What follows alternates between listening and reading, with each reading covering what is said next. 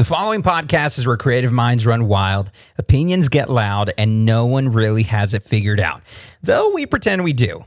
Now, there may be strong language and hot takes ahead, and the views are ours alone, not our sponsors, hopefully one day, our parents, or any former teachers. If you're easily offended, try a podcast on bird calls or oatmeal. Otherwise, proceed with caution or curiosity. Anyway, please don't sue us.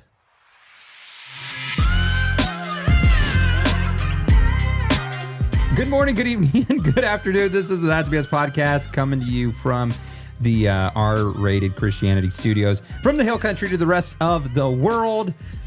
What? R-rated Christianity studios? Yeah, I guess. I mean, that's what they film here. It's called R-rated? The show, yeah. Oh. Yeah. So I check thought you were them out. being funny. No, like legit. Oh. R-rated Christianity. It's a podcast. Hmm. Got a show every Wednesday at 7 Is it really or R-rated? 8 p.m. Yes. Yeah? I'll listen. I mean, so they talk Christian stuff, all that, Mhm. and like no holding back. Mhm. For some people, it may not be their type cup of of deal tea? because they do cuss. So Well, shit. Yeah. So coming to you from the R-rated Christianity studios. What are cuss words, really? You know, what are they? You know, they're just social constructs. Social You know, constructs. just words that have been deemed to be bad words. Why? Mm, Why? yeah. Why? Why? Why? Yeah, that's the question of the day. You know, just- Mhm. So from the hill country to the rest of the world, I'm Brian Snyder. That's TJ. You can check us out on the socials Sup? at Sup? the Brian Snyder at Pharaoh Visuals. Check out the Let's website. get to it, man. TheBrianSnyder.com and PharaohVisuals.com. And before we get to the thing he's really shaking about, last week we talked about the creative slump. Today we're going to dig deeper, go into what all of that can do to you. But I'm going to pass it over to T. Why are you passing it over to me? Because you have something you want to show us. All right. So last episode, we discussed briefly about tamale tacos and how I thought that would go hard. Mhm. And so today, we're going to put that to the test. We have some tacos that we've added tamales to, and we're going to try it out and see what it do. Yeah. So we have a barbacoa and tamale. So all the tamales are pork tamale. Mhm. So barbacoa and tamale, migas con queso y tamale, Mhm. and papas huevos con queso y tamale. So potato, egg, and cheese, and migas with cheese. We're really turning up the Hispanic Yeah, on this, aren't we? I don't know. I have high hopes for the barbacoa. I don't know about the others because, Yeah. I mean, tamales are already kind of dry. So, what? Oh, it's right there. Green and red. Do Pick we your want- poison. Do we want like, What? I don't know. We're going to put a little salt. Okay. And This is so what is it? Now, see, the thing is, and here's the other thing. Like, I was just talking. I was just thinking about it. Food. It might sound good to do, but apparently it's not a thing. Yeah. However, it kind of is a thing because I did some research and there are some places that have implemented tamales into their tacos. Not well. So there's a place called Bueno. Have you ever heard of that? Nope. Apparently it's a restaurant and they have a tamale taco, but in the sense of they put all of the ingredients inside of the husk of a tamale and Ew. you just, I guess they steam it like that and then you eat it like that. So it's like the egg put together. It doesn't look really good. No. And then there's another place that has a fried chicken tamale and a tamale fried taco. It doesn't look good. You want me to put this in the microwave? I don't know. Do you think we should? Maybe like a couple of seconds just to warm it up a little because they are cold now. I guess, yeah. Take it out the foil. While you're saying that thing. Yeah. Well, I mean, you're just gonna keep it running while we microwave them. Yeah. You're not gonna cut none of this out. We don't have to. You should. All right. While After you do this that, commercial break. a commercial break. I will say a little backstory, but if you don't want to use it, you don't have to. So when I was in high school, I for Dia, how you say it? Dia del Muerto? Yes. Okay. I made tamales from scratch as one of my assignments, and I all the way from scratch, like the masa and the filling, and wrapped it in the husk, and got the big pot, put the bowl in the middle, water at the bottom, stacked them, and they turned out really good.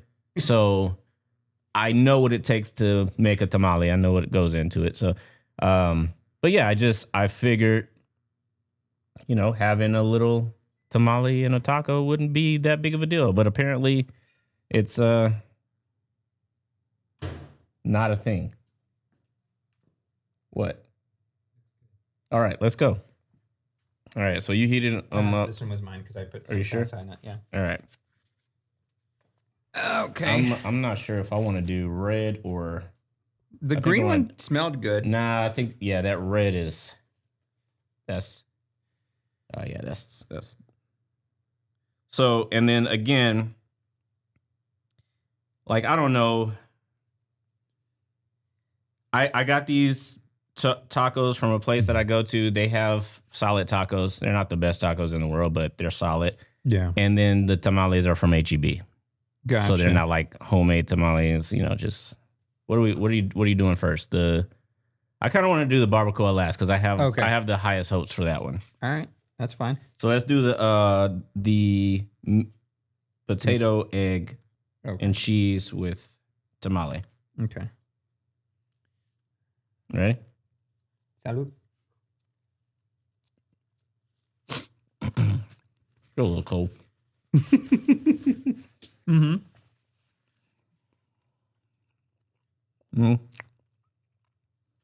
It's not bad. It's not. I mean, you taste the tamale. Mm-hmm. Along with everything else. I'm adding some sauce. I feel like it's good. I mean, it doesn't blow me away. Mm-hmm. And it's a little dry. Yeah. That's why I'm putting salsa in it. But I mean, if this was like fresh Mm-hmm. and the tamale was fresh, you know what I mean? Mm-hmm. Did you tell the people with where you get the tacos at? Did you tell them what you were doing? No. Why would I do that? Mm. They don't care. Yeah. They just want their money. Okay, so I'd give that 1 out of 5? No, let's do 10. I'd give that a 5. I give it a 5. 5 out of 10 tamales. Yeah. Tamale tacos. Yeah. I think I'd be okay with that. Maybe even a 4, honestly, because it wasn't that great. All right. And then migas. Yeah.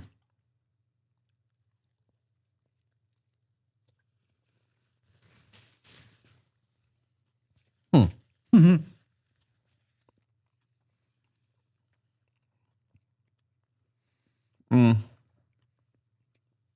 For me, the migas is too way much. too. Yes, and it's dominant. soggy. Mm-hmm. The chips are soggy already. Nah, I give that like a 3. Is this one spicy for you?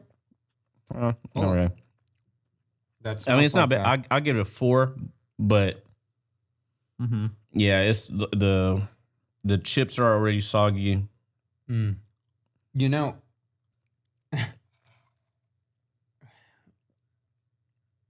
This. Come on, I need to get to this barbacoa. Oh. You eating the whole thing? Oh, What? you're just taking a bite? I mean, you could eat it. Like, I'm just. I was over here doing the whole thing. Yeah, that's fine. That's fine. I just, like I said, I have now. One of the things that I didn't I don't know if I had to ask for it or not, but I was expecting the cilantro and the sides. onion on the barbacoa, and there is no cilantro and barbacoa. Oh, they didn't give you any? Mm. Yeah, those were the sides. They Yeah, didn't put it I in. feel like whatever I think about this would be elevated just a little bit more with some onion and cilantro. So, Mm-hmm. all right, I'm going for the barbacoa Go because for it. I feel like this is it. Mm-hmm. That's what I'm excited about. Let's see. Salud.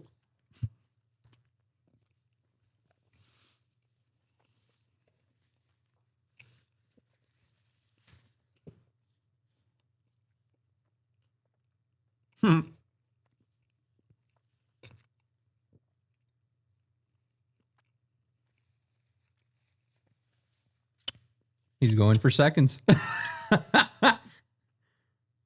I don't taste a lot of tamale. The barbacoa is a little bit stronger of a flavor, Mm-hmm. but I do taste a little bit of the tamale. I like it. Mm-hmm. I give that as far as tacos are concerned. Let's see, that's the thing. I don't know if I'm rating this I can't rate this against like the best tacos I've ever had, like the breakfast tacos. Like, Yeah. this is a different scale.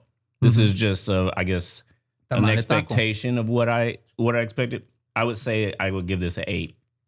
Okay. If I was putting this on a scale of best tacos that I've ever had, it would be right back at like a 5. Okay. That's fair. Because so like the papas, like that would be a 2. Like everything scales back. Yeah. For tamale taco, Yeah. What I it would be expected. an 8. Yeah.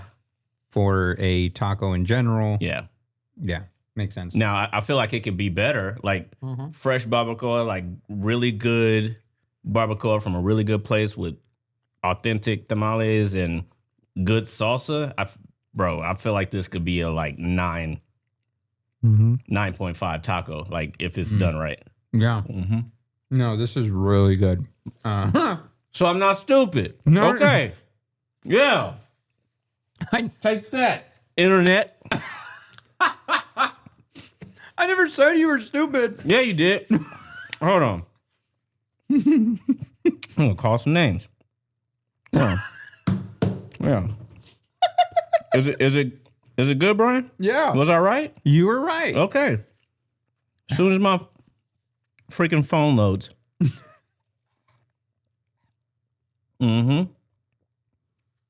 Let's see. Slow ass internet out here in the hill country. J Rob.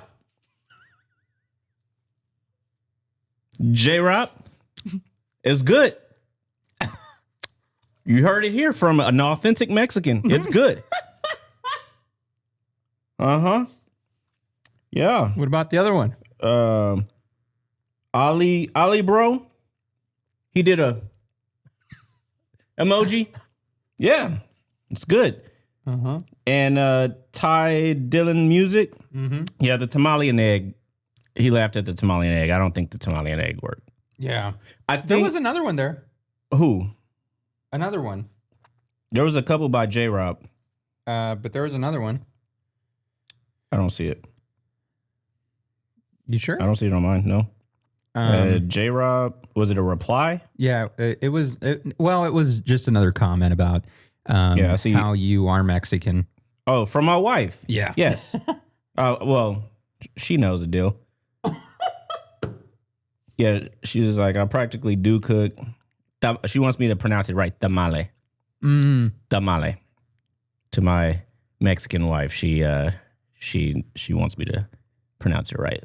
Tamale. There you go, babe. I was trying to be nice. Make you proud. Yeah. Tamale. She thought that was hilarious, but I do stand behind this. J Rob. He seemed to be a little skeptical. Yeah. I think that this works. I think the tamale idea works well when it's a meat taco. So I feel like it would be good with a carne asada. Or no, I get those confused. Carne guisada and carne asada. A guisada is with the gravy, right? Okay. Guisada. Asada might be too dry. It can be, yeah. Yeah, I feel like something with like barbacoa or carne asada, or no, carne guisada. What else do you think this would work with? Yeah, I think again, to your point, is blending it with any other tacos with meat in it. Yeah. Granted, I mean, because I think it kind of replaces a potato. Like whatever you would put potato in, it would be, and you could even like cut this up into like the tamale, cut it up into little pieces like a potato, because it has that same consistency as a potato, but just pork infused with flavor. chicken or Yeah. pork. There you go. Yeah. I know what I'm talking about. I know what I'm talking about.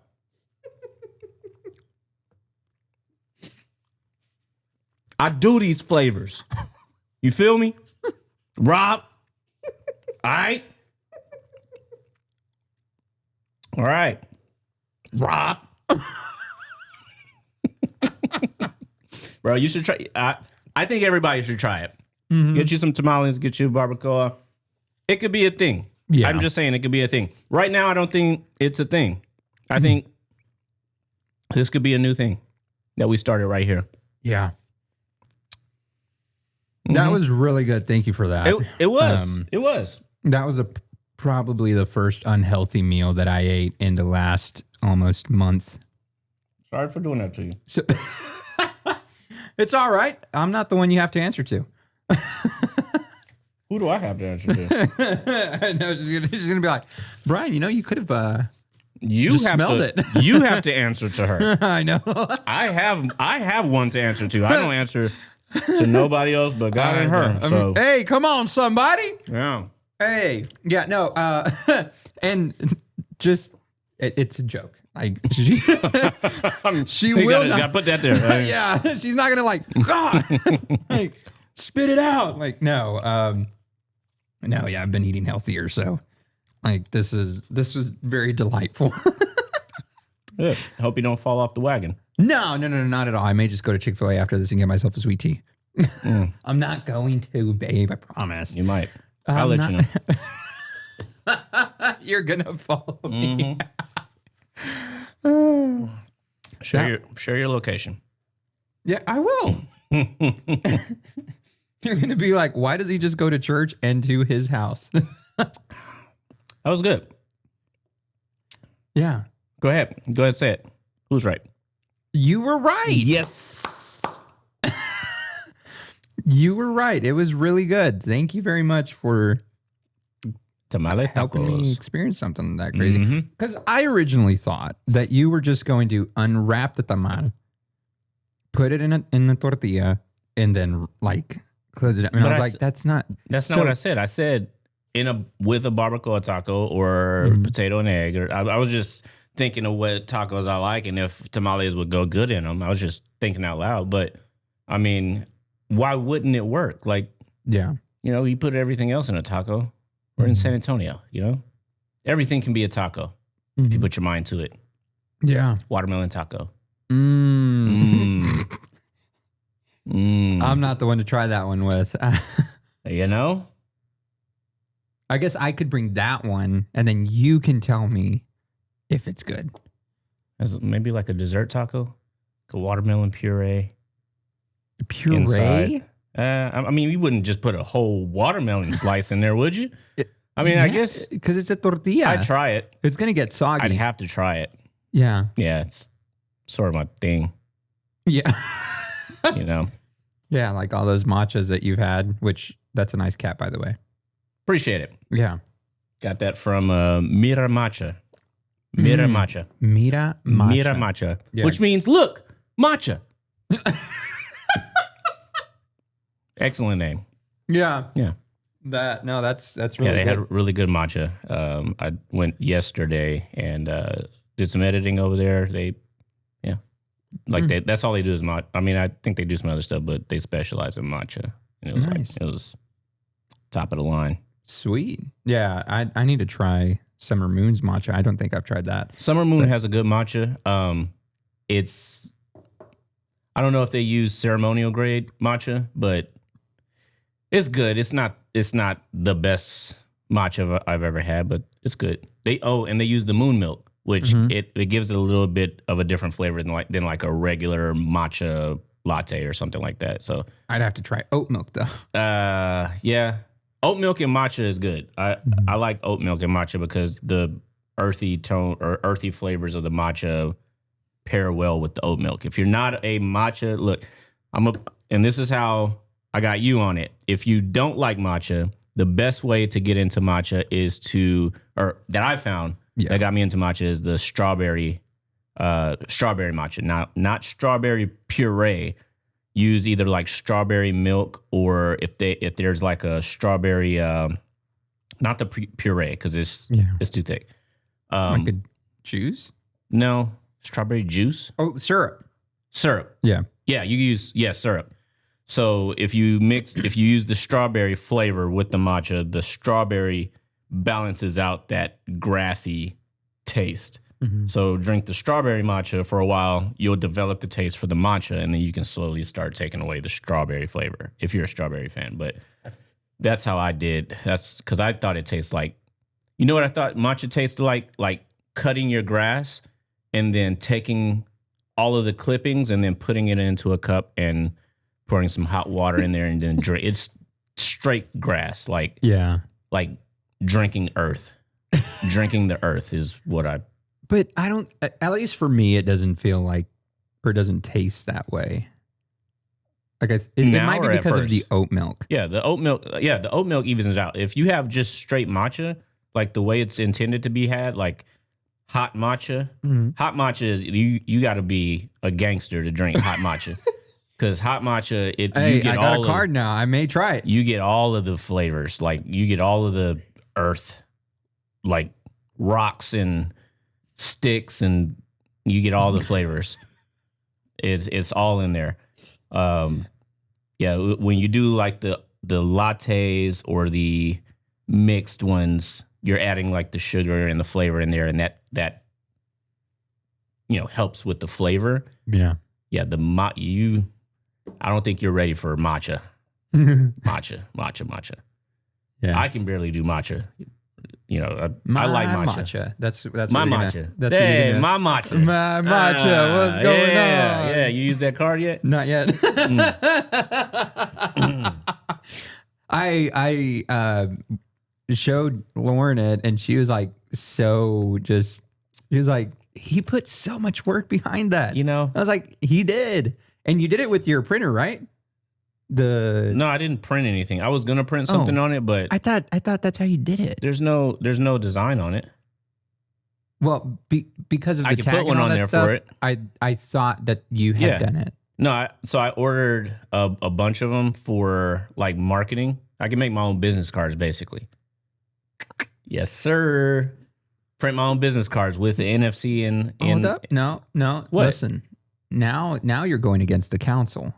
Because you said that they can't be, reprinted or anything like that. They can't be. And you just mentioned how you ordered some more. Mm-hmm. Like, excuse me, Mr. Neal. Does the council have to remove yours? Listen.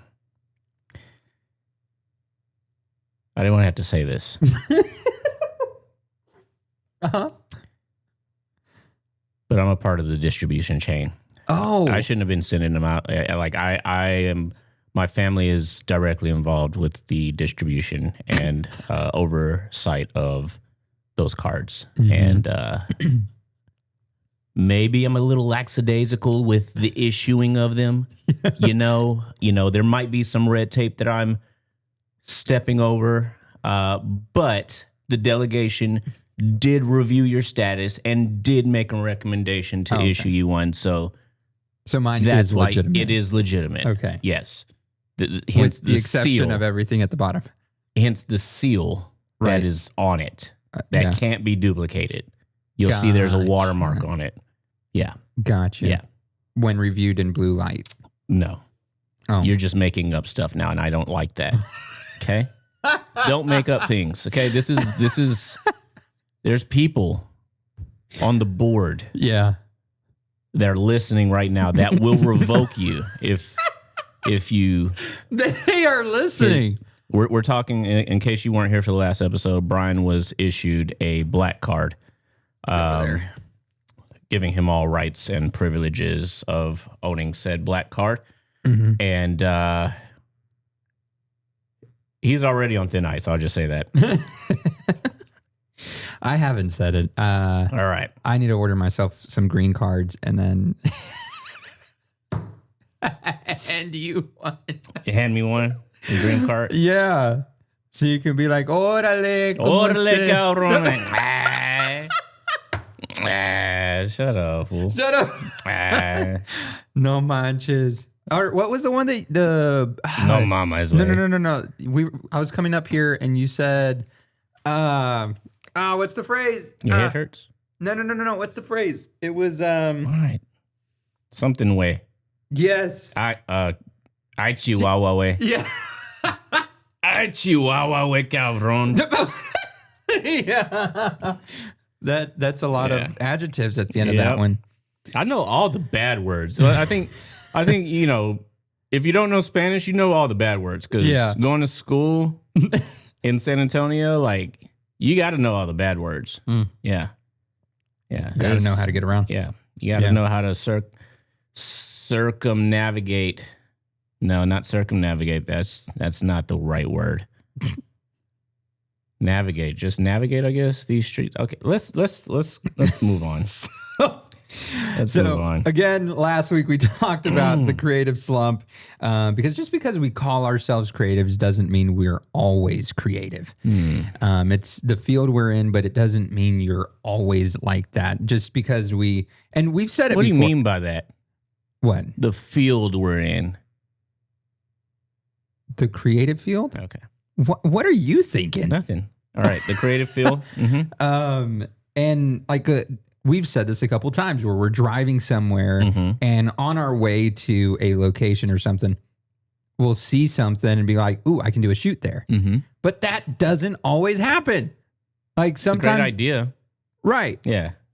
And sometimes people who know the field we're in, the creative field we're in, are like, "Oh, can you do a photo shoot there?" Like, it doesn't work that way. Like, maybe if I get creative enough. When they ask you like, "Hey, I want to do a shoot here." Yeah. Yeah. Or like if you're walking by somewhere and just like to make fun of you, they're like, "Hey, can you do a shoot there?" Like, Bro, if I get asked one more damn time to do a shoot at the Pearl or at Hayes Street Bridge, I'm going to lose it. The Pearl is okay. I feel like the Pearl, I haven't shot at the Pearl in a while. I do some stuff at the Pearl, but I hate Hayes Street Bridge. oh yeah. I will straight up refuse to shoot at Hayes Street because it's just, one, it's a pain in the ass to get up there on it. And then two, there's always people up there.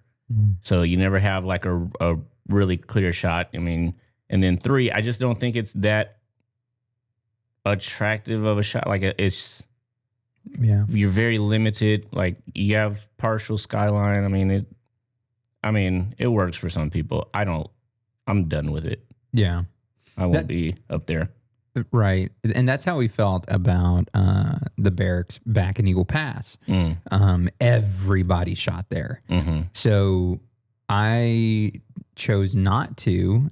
and I would ask the client, like, where do you want to shoot or do you want me to recommend a place?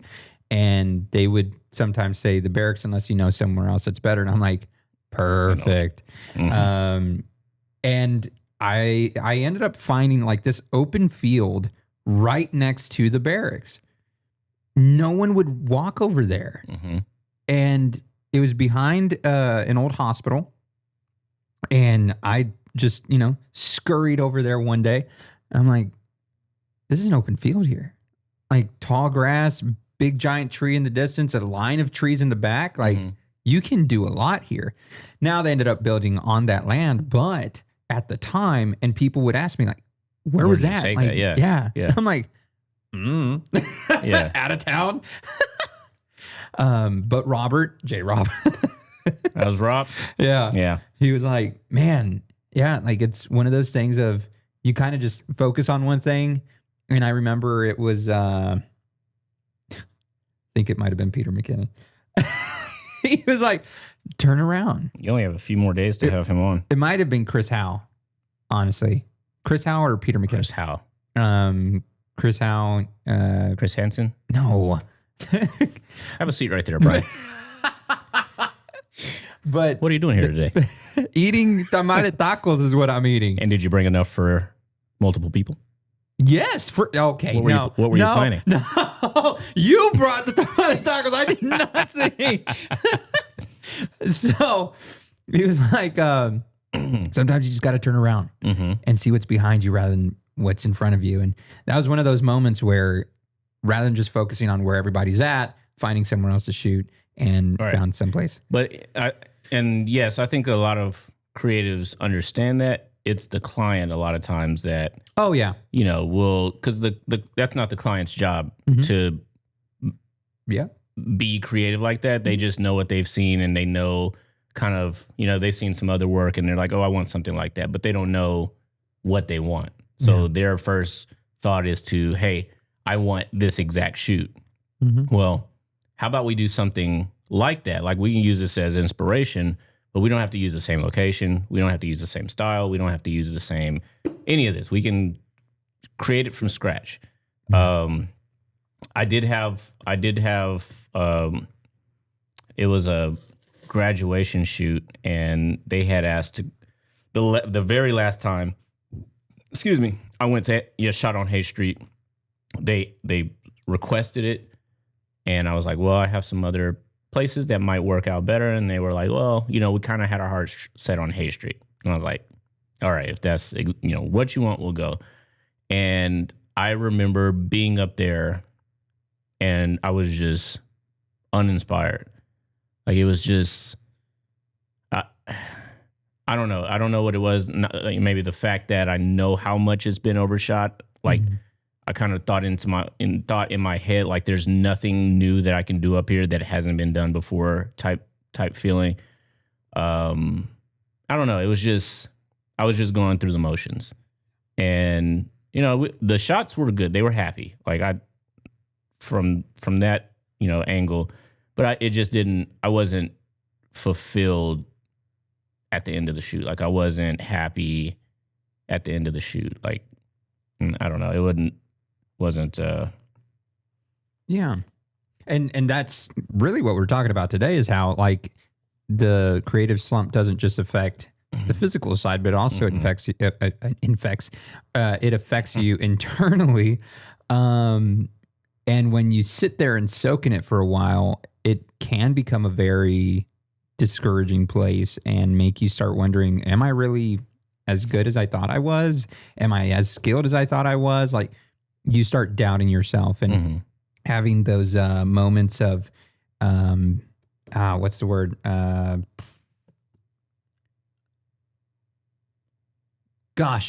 It's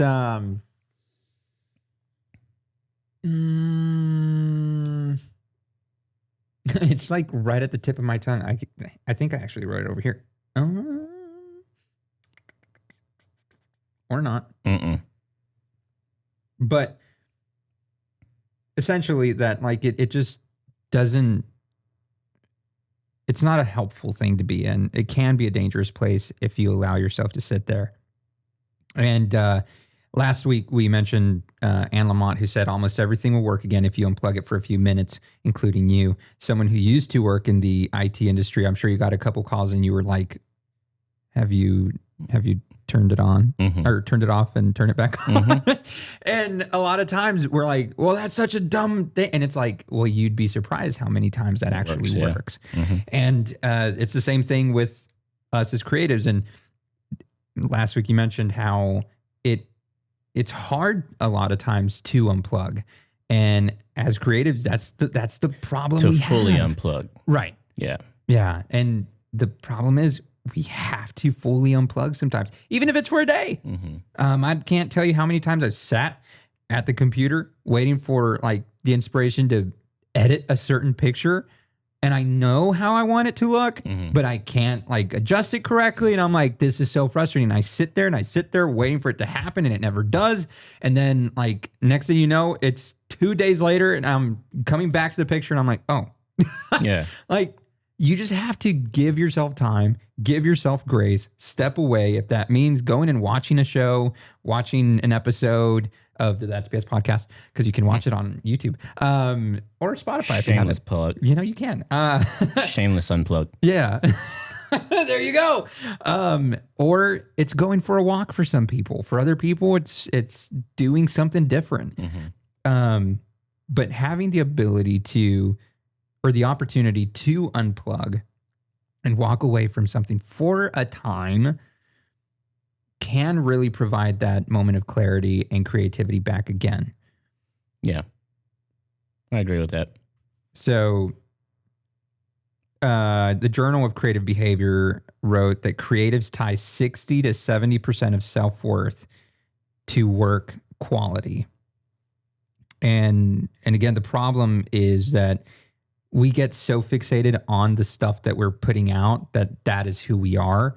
And then it doesn't turn out that great, or somebody ridicules and you're like, well, I took that person. It's like, no, man, you are still a great photographer. You are still skilled. Like just because one thing went wrong. Oh, I see what you're saying. Yeah, yeah. Doesn't mean that you're bad at what you do. Mm-hmm. Like we miss the mark sometimes, and it's okay to have grace on yourself. Yeah. So like for you, is there a time when, and yeah, well, first, is there a time when you've had those moments where you've almost identified yourself because of your work rather than just because you're TJ who happens to take pictures? Identify myself based off of the quality of work. Is that what you're saying? Like the,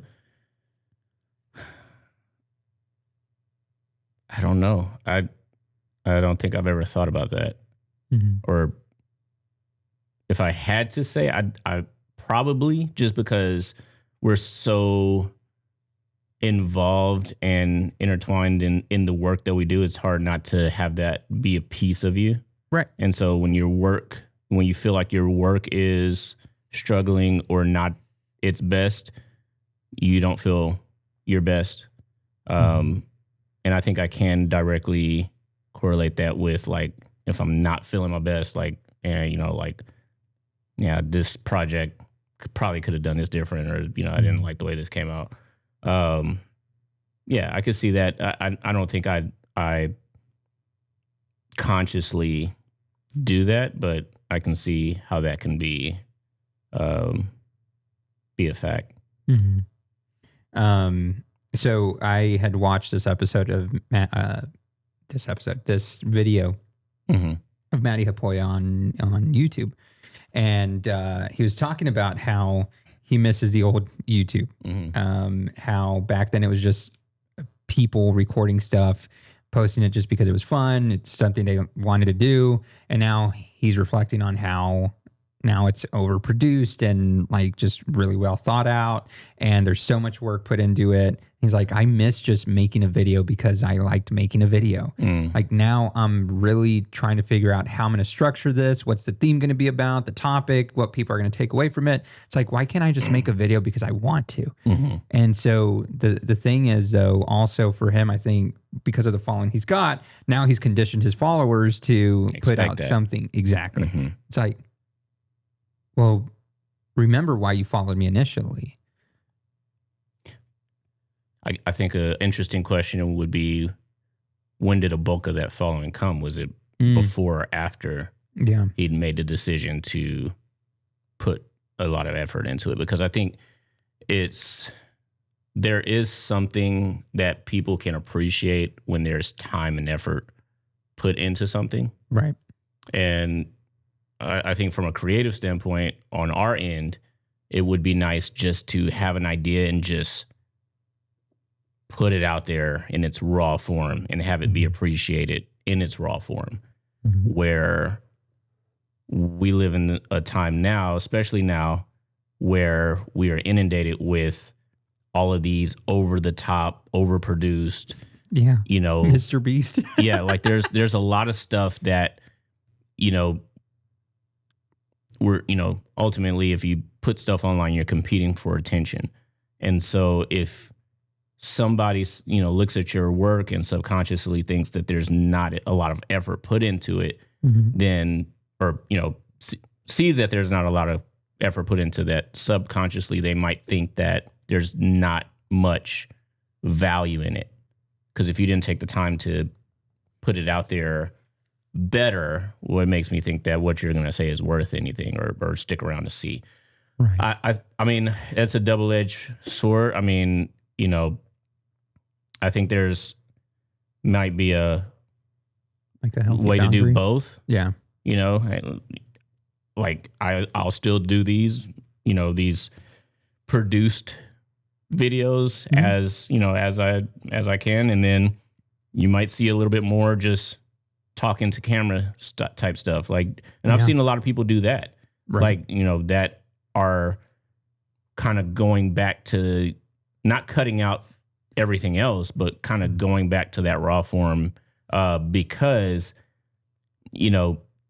with all this AI, bro, I ended up counting the other day. I scrolled through Instagram and I had 11 AI videos in a row. Had something to do with AI. Dang.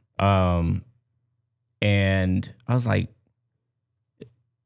you know what I mean? Like, Facebook is even worse. Like, I'm seeing videos of like firefighters rescuing cats and like these like trucks going off the edges of cliffs, and I'm looking at it at first I'm like, damn, and then you look at it and like, nah, and it's I'm tired of seeing it. So when I see something that's authentic, it holds a little bit more weight now, as more than it used to, because I know that, hey, this is actually a person. Like, if I'm going to look up stuff on YouTube, if I'm going to look up a review about something, or if I'm going to look up information about something, all of those videos that are AI generated or don't have somebody talking to camera, it's all like just voice. I don't even watch those. Yeah. I don't even give those a time. Like, I want to see somebody talking I want a face. Like, I want to be able to know that I can trust what you're saying because you took the time to talk to camera. So, you know what I'm saying? Like, I feel like there's still a place for that, and that's going to be what is, that raw and that information and creativity. I think there's going to be a place for that amongst or over all of this AI generated stuff. Right. So, and I mean, I think about how, you were talking about having like that, like a healthy boundary of knowing the two, that you could still do photos and everything and like still have your own life and whatnot. And it reminded me of, while you were talking about that, of the time that you went to that gala. I think was it with your wife or something that it was, and we talked about it on one of the episodes, and how you were invited not as TJ the photographer, you were invited just as TJ. The or it might have Hispanic Chamber of Commerce. Was it that one? Mm-hmm. Yeah. So it's like, it's good to be known not just as someone who takes pictures, but as the person. Yeah. And Royo May said, a person's worth is not determined by their productivity, but by their being. And a lot of times, again, we said that. We relay who we are by what we do, by what we produce. And it's like, no, you're more than that. Like, you're TJ who happens to be a photographer, not the other way around. Like, there's more to you than just photography. There's more to you than just videography. There's a chef who can make tamales. There's a cook. There's a dad who shows up for his family. There's a man who will do anything and everything to have like a happy family, great friends, and anything he does, like it's a great time. My friends are okay. Like, it's not just TJ the photographer. Yeah. Mm-hmm. And Sergio and I have had this conversation. Sergio. We've had this conversation before of like, in Eagle Pass, people know us because we're worship leaders. Mm. And so if we go somewhere and somebody doesn't show up and it's like, oh, Sergio's here, oh, Brian's here, maybe they can fill in. Like, there's a reason I didn't go to my church today because I wanted to just come in and be fed, man. Like, I've given so much. I just want to receive today. Yeah. And that's the boundary that we have to remember. Like, I am not just what I put out. I am a human being who has all these layers, and that's just one of them that makes me who I am, or a part of my life. But yeah, I agree with that. Boom. Drop the mic. Let's go, or the pen. But so that if we don't recognize, I don't know if you had something else that you wanted to add into that, or no. I mean, I think that's. No, on the head. Go. Yeah. Dang, Go. I'm cooking today. Let him cook. Sure. But here's the thing too. Like, the slump, if we don't take care of it, if we just let ourselves sit and soak in it, again, will end up affecting our mental state and really messing us up. Imposter syndrome. That's what it is. Yeah. So imposter syndrome spikes in unhealthy environments. Stanford University, they did a study and it said that imposter syndrome increases 42% in unclear, chaotic, or toxic environments. Like, bruh, that's almost half. Yeah. What are we doing? Which goes back to what Damien said. The environment, the people around him, like, it had a lot to do with that creativity that he was feeling a lack of. Mm-hmm. And now finding a new place to really grow and bloom, blossom, like it was what really helped him. And I think you can outgrow a place, and then you've got to find where is the next place next. Like for me, San Antonio was the next move from Eagle Pass. Eagle Pass was a great place to get started, but if I stayed there, I wasn't going to get to the next level. Like now I have the pride in being able to say that my photos are legitimately being used across the world. Not just from those people on Instagram that email like, send me the pictures and we'll post them on our magazine. Yeah. You're like, when do I get a copy? And you're like, oh, Yeah. Or like I got to work with the Undertaker. Like there's things that had I not stepped out of Eagle Pass, I'd still be doing photo shoots at the barracks. So with that, talking about like the imposter syndrome, when you find yourself walking into spaces like that, do you feel you deserve to be there? I think a lot of times, no. And that would be the imposter syndrome. Yeah. Because I think that, especially when you're invited into those spaces or your people seek you out to do things like that, they either see your work or they have had somebody recommend you or something like that, and you have to work to get where you're at. Yeah, like nobody that just they probably wouldn't have reached out to somebody that just picked up a camera, right? You know what I mean? I think we have to embrace being called into places that we don't think we belong. Because if you never enter those places and do that work, you'll never gain that experience. And then you're always going to be, well, I'm always at this level. You at some point you have to level up, right. And that can be a little uncomfortable. So, I really have to sit there and think, because I've taken on like really big projects that before, like the first time doing some of these projects, I thought to myself, there's like, how am I going to do this? Like, there's so many layers. There's so much that's involved.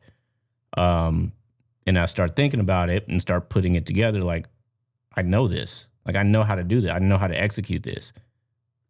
I have the information. Like, I can do it. It's just a matter of, I think we get to the point where we get overwhelmed with the thought of failing, and then being able to tell yourself, like, you know you shouldn't have done that. Like, you shouldn't have even taken that on. Mm-hmm. Like, you knew you weren't going to do it. You knew you were going to fail. Like, now, you know. So doing it, putting it together, and executing successfully, I think is great. Yeah. But even in some of like the failures, there's a lot of learning that happens. Sure. There's a lot of problem solving that expedite your experience. Yeah. You know, I would argue that having more failures sooner will get you further quicker, because there's so much to be learned in the failures that you won't learn from the success. Mm-hmm. And, you know, that is, unfortunately, it's going to be uncomfortable. Yeah. Like, I've been at shoots, big shoots, where I forgot to press the record button. Yeah. You know what I mean? Like, dang, like, what do I do now? Right. Everything is going to be from this B cam. Yeah. You know what I mean? Like, it's, but now, you know, after experiencing something like that, I have checks. Okay. Like, rolling cam A, rolling cam B. Even when I'm there by myself, cam A rolling, cam B rolling, sound rolling. Like, I do those because I know what would happen if I didn't. You know what I mean? So, you know, there's stuff like that, you know, having imposter syndrome, I think, is normal, but overcoming that imposter syndrome is important to growth. For sure. And pushing through it and having confidence. I think there's a difference between having confidence and knowing that you can do it, just you're unsure if you're ready, versus I know I don't know this.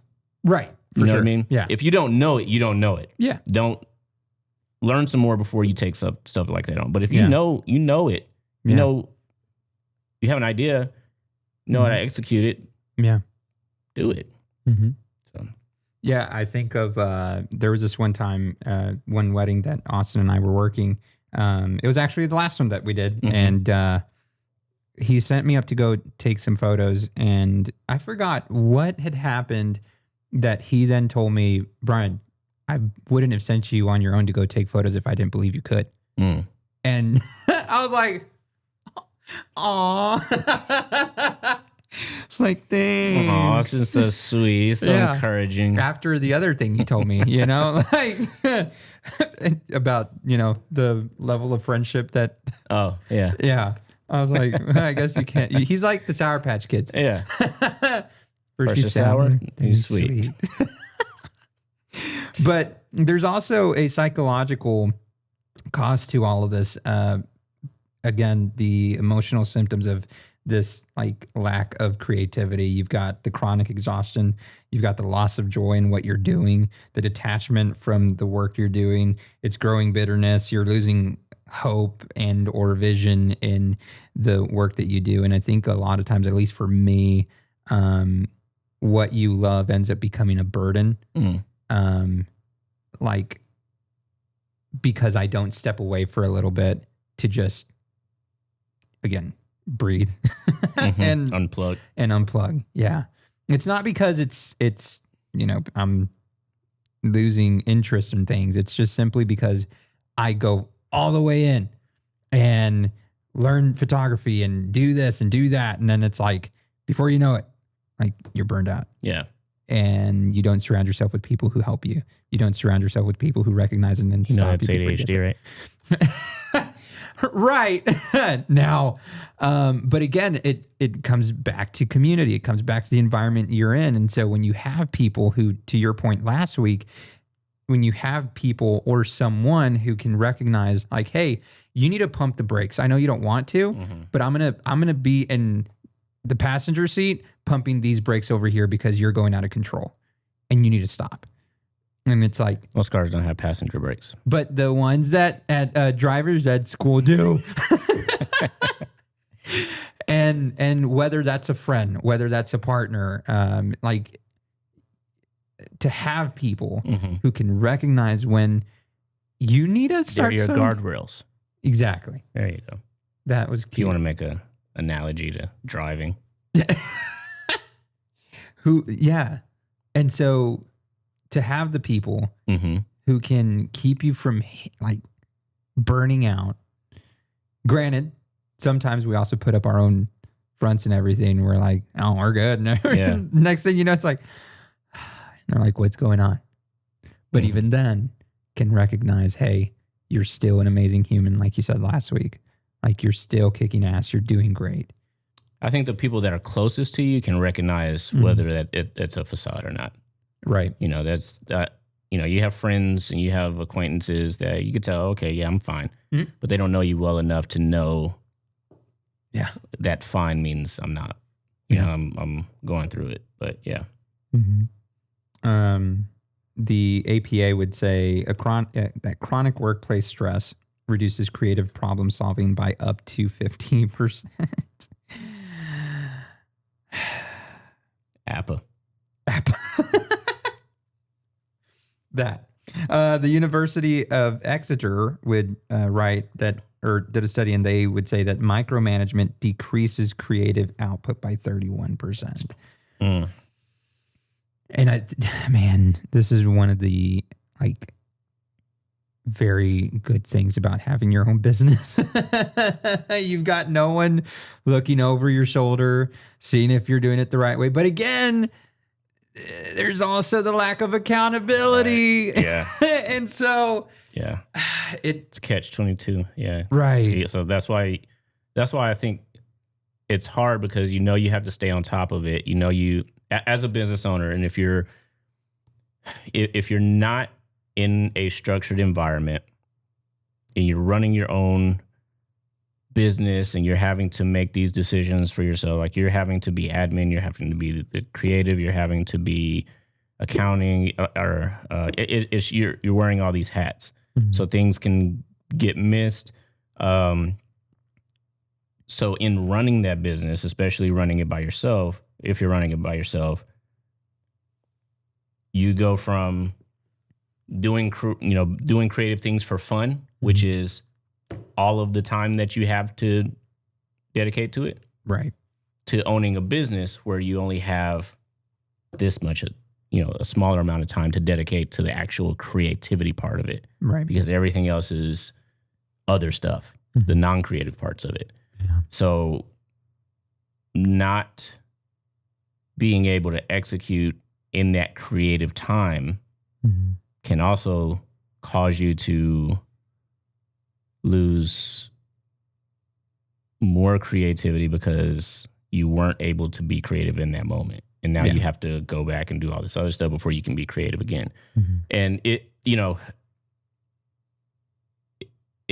you get into a rhythm, or, you're good at just invoking your creativity at will, that's great. There's some people in positions or working for companies, and that's their creative role. And they have a team of people around them to help them be creative. And they operate in this environment where, hey, that's all you do is be creative. But then they also have to get approval from other people to, you guys submit this stuff, and hey, I spent all this time making this. Here, now we're not going to go with that. We're going to run with this. Yeah. You know what I mean? Like or you have these parameters to work within, and you're looking at it like, I wouldn't do it this way. Right. I do this totally different. But no, this is what we're going to go with. Work within these parameters. So you either work in that environment where you can be totally creative within your space and not have to worry about the admin, not have to worry about any of that, but you're still confined to some degree, versus doing it on your own. you have total freedom and autonomy, but you have to figure out when to schedule all these things and work in that creativity and do this and don't forget about that and taxes and like it's just it's rough. Yeah. It's rough. But I think that it's rewarding. Ultimately. Yeah. I haven't clocked in for anybody in almost 17, 18 years. Dang. And you're Yeah. killing it. So I mean, I've had like contracted jobs where I've like been on payroll but even with that, I'm like, if I'm working with somebody or for somebody, it's like you're working with me under my rules and operations, and I'm not going to be showing up to an office and sitting in a desk for no reason. Yeah. You know what I mean? I like my freedom. Like, you know, I like to, and that has been more important and more valuable to me than a steady paycheck was at that time. And I was hurting. Yeah. Like now I'm good, but yeah, it's been a minute, you know, like, yeah, I got to look at that and be like, man, you know, I mean, I could just go work over here. I have a check every month and everything will be steady. Mm-hmm. But it's that check every month. Yeah. And nothing else. Mm-hmm. At least with this, I have the potential to make even, you know, like there's no limit. Sure. You know? So, yeah, that's my take on that. I think that's something that every creative has to kind of figure out on their own. Right. And now this is probably the hardest part for anybody, really, when encountering a problem in their life, when encountering something that isn't right, is awareness and recognizing it's happening rather than finding a way to escape it, rather than finding something else to do to have to avoid facing the issue. And a lot of people will find other things to do so that they don't have to face the issue. And it's like, that's not going to fix anything. It's going to come back and it's going to slap you in the face again. And you're going to look for something else to do. And then it's going to come back and slap you in the face. You have to like literally face this thing. And I mean, and within even the last year too, like there's been a lot of work that's been done of sitting with any issue that I've had, with anything that I've thought of, and facing these things head on with all the emotion that comes with it, with all the thoughts and things. Like it's sitting with it. Do you want to give an example of one of those? Are there any that you would just so you know, because that could be a lot of things, but right, you know, if you give an example, that would.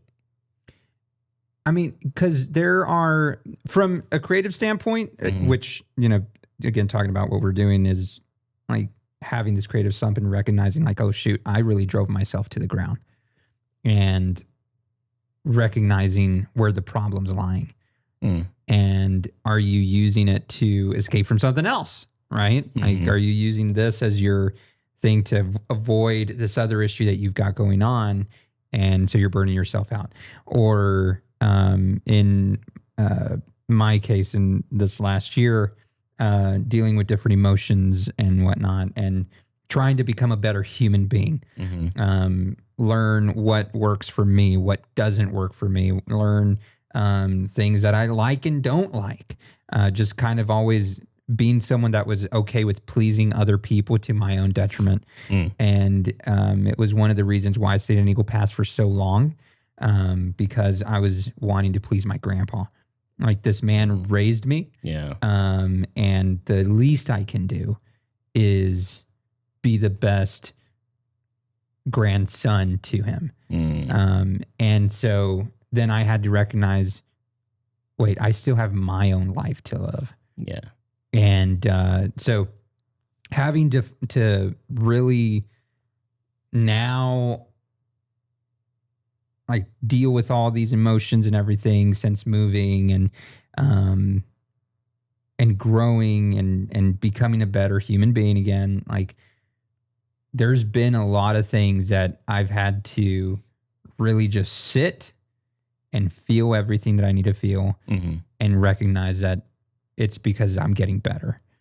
It's like, I'm going to say this example, like going to the gym. Like you can lift heavy weights and then the next day you're sore and you're like, maybe I shouldn't have done that. But that's how you know you're growing is by feeling sore, by feeling that the next day and recognizing like, okay, your body's doing the work it needs to do to get better. And then the next thing the next time you Muscles go. repairing. Yeah. Your muscles are repairing the next thing. Until your arm. Why? Yeah. And that's the thing. Like, I'm not. Let's go. Oh, are we doing this? Okay, let's go. Arm wrestle break. Let's go. I'm not as strong as you think I am, T. You've also got the advantage. I'm on your side. You got to come this way. Huh? Yeah, I'm like leaning over. I'm leaning over too. Oh. Let me move this so I don't break this when I slam your hands. You aren't going to. I want you to know that. Right. You gonna try? Yes. All right. You're gonna hold on to the table. I don't know. Right, let's you go. know, Let's go. That's fine. That's fine. Get That's your fine. leverage. That's fine. Get your leverage. No, that's okay. No, when they do, you know what? They have handles. They do. Yeah, but you're grab it. You're Grab it. Let's go. Let's go. I don't want any excuses. Let's go. Okay. 3, 2, 1, go. I told you. But no, you. And you know, I'm okay with losing. Ah, my testosterone. My arm hurts now.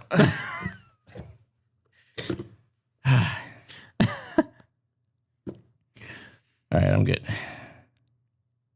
See, and I.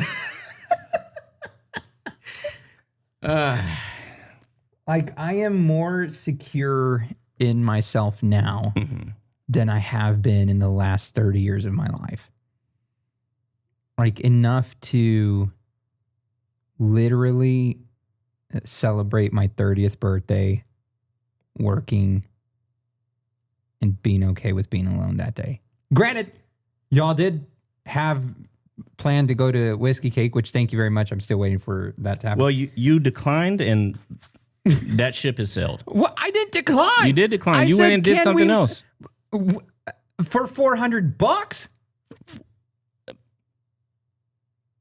I got paid for 2 hours to be down there. So, your friends inviting you and wanting to celebrate you is not worth $400. Yes, it is. $400 is worth more to you than friendship. No, it's not. Yeah, it was, because that's what you went to go do.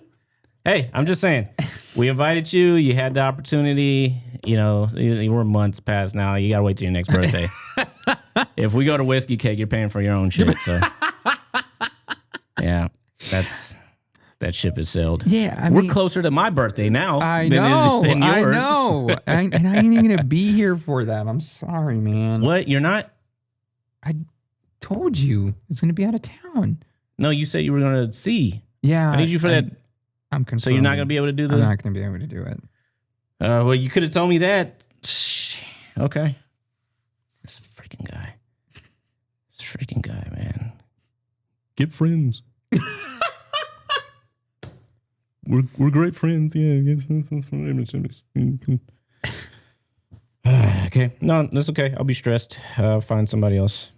It's cool. It's cool. No, it's cool. I don't just move on. Move on. Yeah. With friends like these, who needs enemies? Right. But there's the realization, right? That there's and these are the symptoms of the realization. It's like, I know you are over there stressing now. There's a sudden clarity about what isn't working, refusal to pretend you're fine. And the first spark of desire for something healthier, desire to find something that's actually going to work, rather than, again, trying to just escape facing the reality of what honestly might hurt. Because a lot of things that we're avoiding are things that actually hurt us.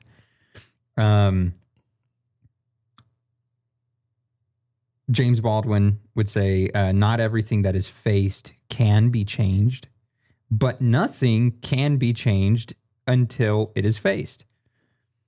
Don't expect to change anything unless you're doing the work to change it. I noticed a lot of these quotes say, don't expect to do this unless you expect to do that. I'm going to start coming up with my own quotes. I think I cracked the formula. Well, how about Parker Palmer? If you put the same word, if you use the same word in the beginning that you do in the end, it sounds more smart. Yeah. Okay, let me try one off the top of the head. Give me a topic. Let me see. iPads. No, it can't be. It has to be something. Oh. Matcha. No, what? Not I thought you pointed at the No. No. Okay, all right, let's just say let's use the what is it called that you mentioned earlier? Imposter syndrome. Imposter syndrome.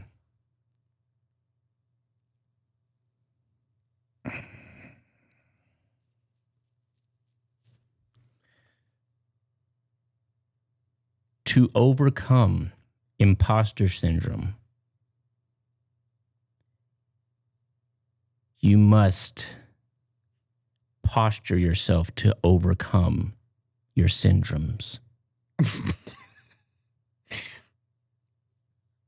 Or something like that. You know what I mean? Yeah. Or how about that viral one, right? Don't love your job, job your love. Like that. You take the first part and you mix it up and it goes and it undoes it and it's the end. Like that is, bro. There's so many quotes out there that do that, and you look at those quotes and you're like, yeah. Makes sense. You just put it in a very nice. But if it makes sense, why don't we do it? Because why don't we do anything? Seriously, think about it. We hear these quotes and we know what we're supposed to be doing.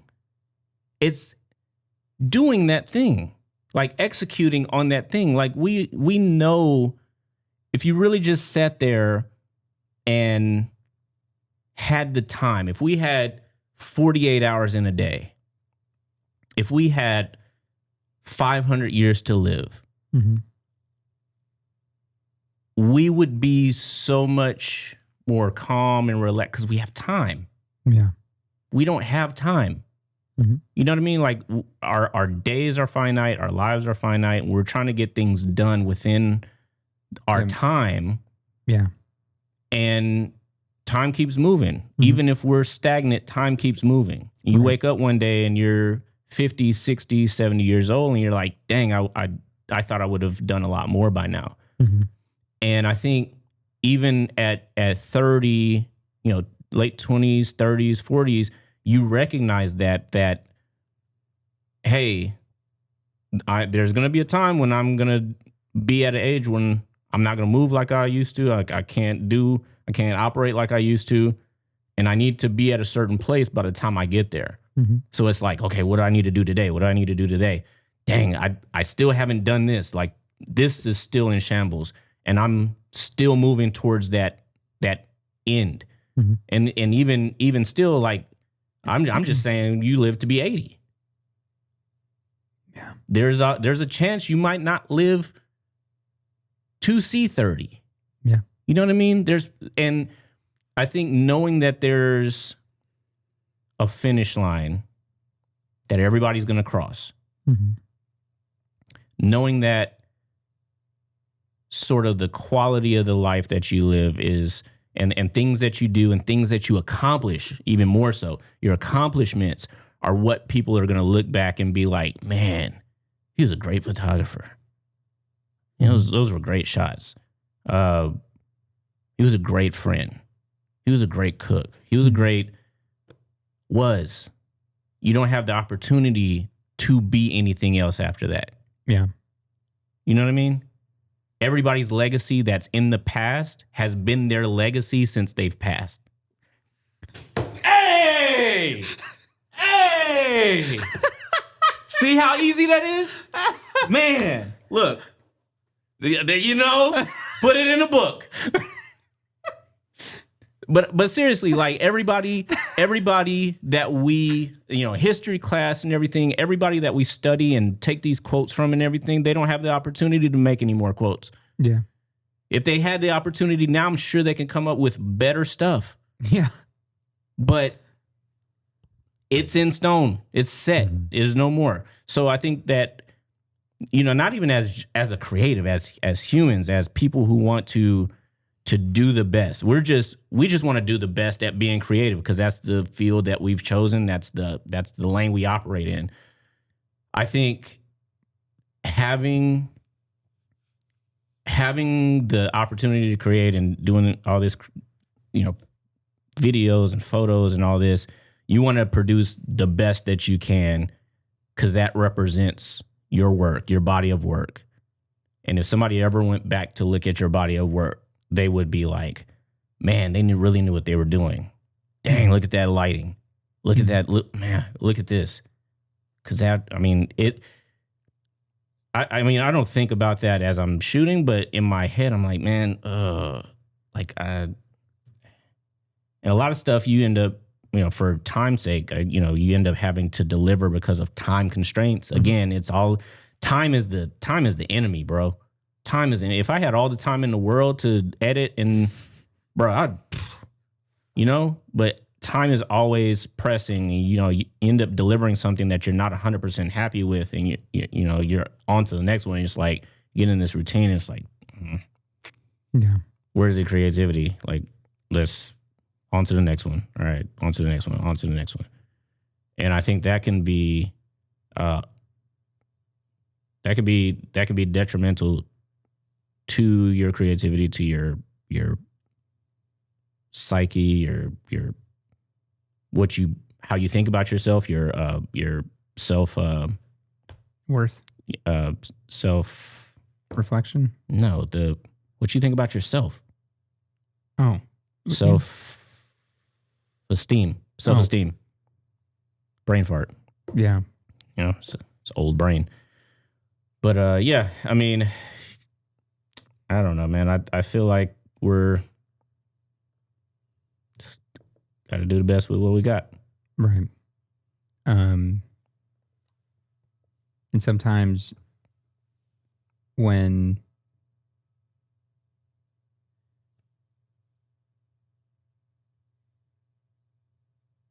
a lot of times, though, like we end up hurting ourselves because we're driving ourselves wild, claiming to be giving the best with what we've got. And it's like, again, you find the community that's like, bruh, you need to chill and hang. Like, just be present for a moment. Yeah. Like, just drop the facade for a little bit, sit there and recognize the issue. And that is, again, a very hard part to get to because we've been avoiding it for so long, which that's why you have the attachment styles, right? Like you've got the secured one, you've got the anxious, preoccupied, you've got no idea what you're talking about, but oh, well, so supposedly there's the attachment styles of people. And then there's like the fearful, avoidant, there's the preoccupied, anxious, I think something like that. But all these things come down to how you handle situations. Do you face them? Do you avoid them? Do you find something else to do so you don't have to face them? Like procrastinate? There's a difference. Like procrastination could be like, I've got this this paper that I've got to write, but You know, like I don't really want to do it right now. What will be the difference? Because avoiding, or the avoidance that I'm talking about, has to go much deeper. Like, why are you feeling what you're feeling? Why are you like people who will run to alcohol for some issue? Mm-hmm. Like, what are you running from? What's the feeling that you're running from right now? Mm. And creatives will find all kinds of other things sometimes to avoid the fact that, like, to avoid that feeling. No, to avoid the feeling that I'm running from something. Or the thing, the feeling of having to do the thing, or the thing itself. The thing itself. Well, that would be procrastination. Maybe because you're procrastinating, you're putting it off. Mm-hmm. Yeah, I think it's this. Yeah, just another way of saying it. You're just procrastinating, putting it off until the very last minute. I do some of my best work. If you do though, because I'm not talking just surface level like projects. I'm talking about like in here, the things that are really bothering somebody and fixing those things that are bothering you. Right. Going much deeper. Because got you. We feel unsafe. We shy away and we don't want to handle what all the feelings of that. We don't want to handle like recognizing the good and the bad, the lessons and all these different things. And we're like, let me just go do something else. And it's like, no, you don't get better by going and doing something else. You get better by taking care of what's bothering you. Gotcha. And a lot of times, like, again, with feeling this creative slump, getting us to a place where like, oh man, I'm just not that good. Like, why do you think you're not that good? Next thing you know, they're dropping what they want to do, the dreams that they had, the career aspirations they had and everything. They're like, I'm going to do something else. And then you go back and you're like, why did you stop doing that? And it's like, you know what I think? You know what I think is a big part of that, and what I think would help.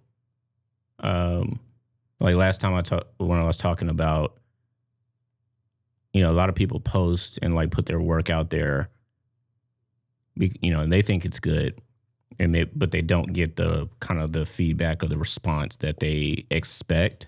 Mm-hmm.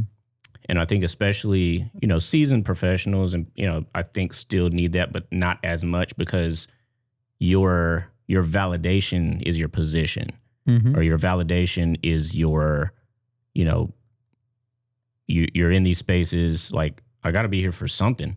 Yeah. I gotta have done something right to be shooting this or doing this. I don't give a damn what anybody says. I don't care if you like my work or not. I'm getting paid. I'm getting taking care of my family.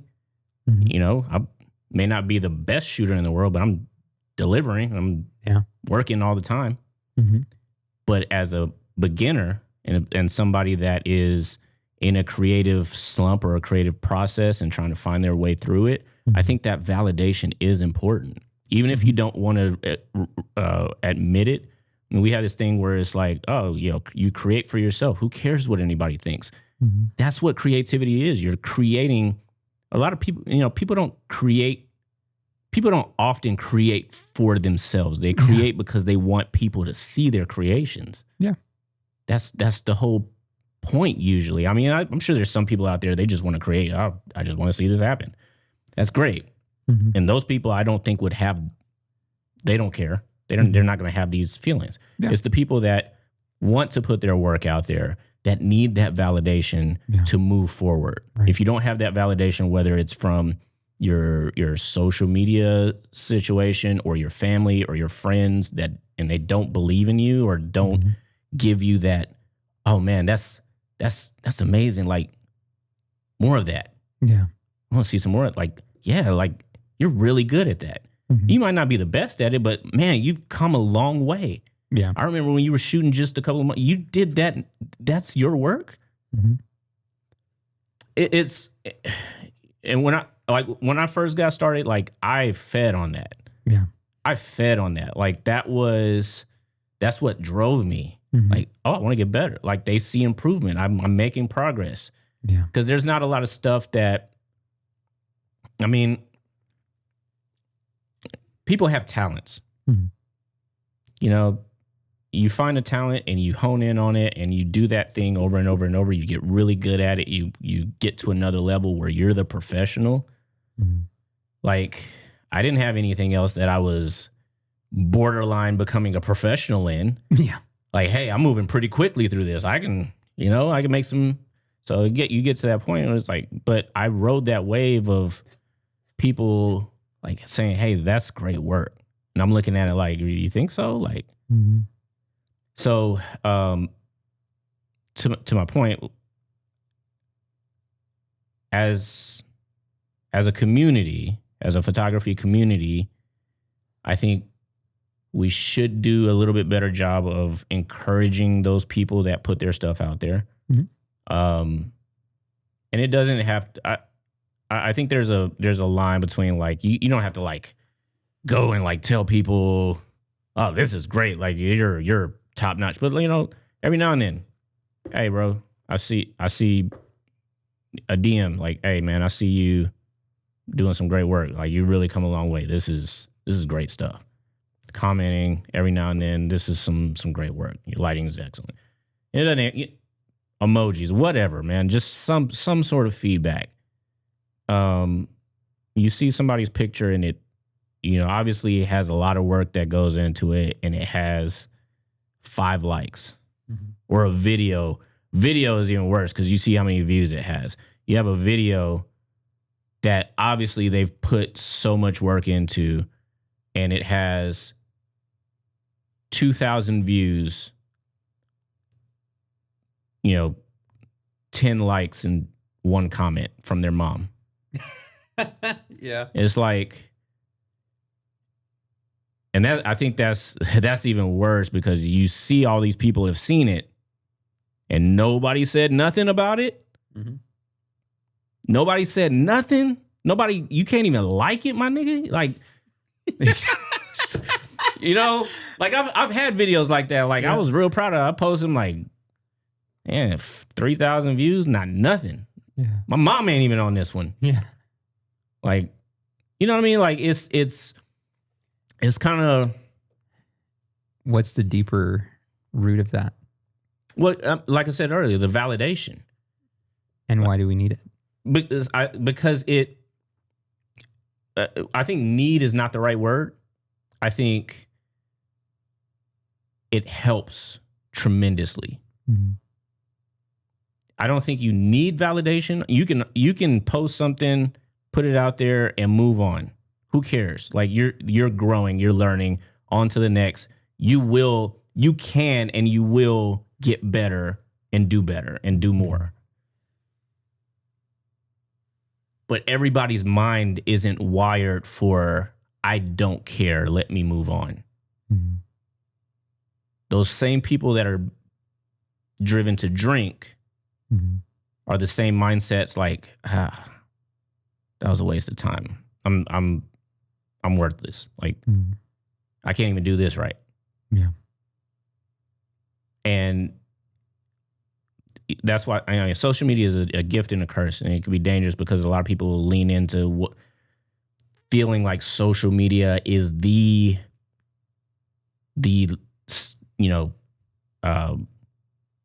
Standard. Yeah, the standard, or it has real bearing on how people perceive you. Yeah. You know, and I do that sometimes. I'll see something, and again, we get into this thing where we're just scrolling, and you know, you're just looking at your feed, and I see stuff all the time. I'm like, dang, that's fire, bro. Like, I like it. I think it's great, but I don't take the time to like it and let them know I like it. You know what I mean? It's I don't know, man. It's I think social media is like, it can be a great thing and it can be the worst thing for somebody who's looking for that and seeking that validation as a creative. Because again, we're doing this ultimately for people to see, whether it's just people you know or clients. Mm-hmm. Like you want to know that they like it. You want to know that your hard work wasn't in vain. Right. Yeah. So Yeah, I think that has a lot to do with why some people get into these. Some people, not all, get into creative slumps and can't pull themselves out of it because they don't want to put themselves back out there or don't think that they are good enough. So, and I think we can absolutely go much deeper in it. Like, that's what she said. oh my God.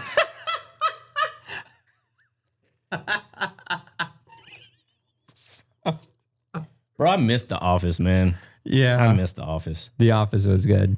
Yeah, man. So hopefully we'll be able to have Damien on the next one. Says his name is Damien. Says that we're a lot alike and wants to be my friend. You mean like Chucky? Haha, yeah, just like Chucky. Well, that looks like we're both lucky. Yeah, the snake, the rat, the cat, the dog. How you gonna see him when you live in a fog? What? Who's that? Huh? Who's that? DMX. DMX. DMX. You were gonna say Iceberg? No, Ice Cube? Ice Spice. Oh my God. DMX. DMX. His real name is Damien. Oh, really? Yeah. Damien X. No. It's from a song. Says his name is, every time I hear Damien, says his name is Damien. Says we're a lot alike and wants to be my friend. Damien, we're gonna have you on, man. Yeah, we are. It's going to go off the rails as always. But that's that ADHD, man. Yeah. Hear something and it just triggers, this. Yeah. I'm sorry. I'm sorry, guys. I'm not sorry. But yeah, like that I think the encouragement for at least this episode would also be like, you are still worth it. You are still capable. You are still the great baker, the great photographer, the great musician, great. Oh, well, you too. I mean, I gave you a whole thing earlier. I'm saying don't refer to me. Right. No. But like whatever creative space you're in, and even in the job you're in, like just because you had an off day doesn't mean that's who you are. Right. Even if you have an off month or an off year, that doesn't mean that's who you are. Exactly. Or that you can't do more or do better. Right. You are not what you produce. You are more than that. The effort. Right. So, yeah, in the next episode, hopefully we'll have Damien here go a little deeper on this whole subject, bring it to a close too, because then we're also going to have our 2025 year in review. That'll be good. Talking about wins, losses, all that good stuff. Lessons learned, greatest achievements in the year. I know I've got mine ready to go. It's so good. Freaking guy. See, and she appreciates that. She appreciates what? How you squeal? That I can do that. Yeah. That you can. See, I can't even make make the noise. Ready? What? Go. I can't do it. No, I'll do it for you.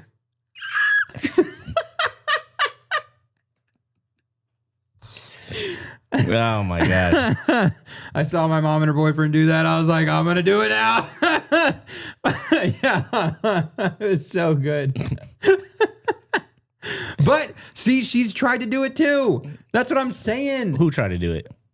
My girlfriend, Lauren, she's tried to do it. Like she allows me to be me 100%. She makes me better. Like that helps me eat better and all that stuff. And here I am having you eat. No. It was still good. Tacos. She would not. She's good for you. I'm bad for you. That's what you're saying? No. Sorry. Not at all. Sorry. No, you are. Anyway. Almost. Pause. Almost. And you're so special to me. I'm not gonna do that. No, you don't deserve it right now. But go. All right. Yeah. Again, follow us on all the socials. The Brian Snyder at Faro Visuals. You can also check out the podcast on Instagram, and we're gonna start uploading all these things on the specific YouTube channel for the podcast. Oh, nice. Nice. Nice. Yeah. Nice. Go ahead, check out. Do you have YouTube right now? No. Nothing you're putting out there? Not nothing right now. That's okay. I'm working on it. All right. Well, go ahead. Follow us on Spotify, Apple Podcasts, everywhere you get yours. Do the little follow button so that way it lets you know whenever there's a new episode. But get yourself a good glass of sweet tea or anything else you like to drink. Or matcha. Or anything strong. Go ahead and get that because I think you've deserved it. So.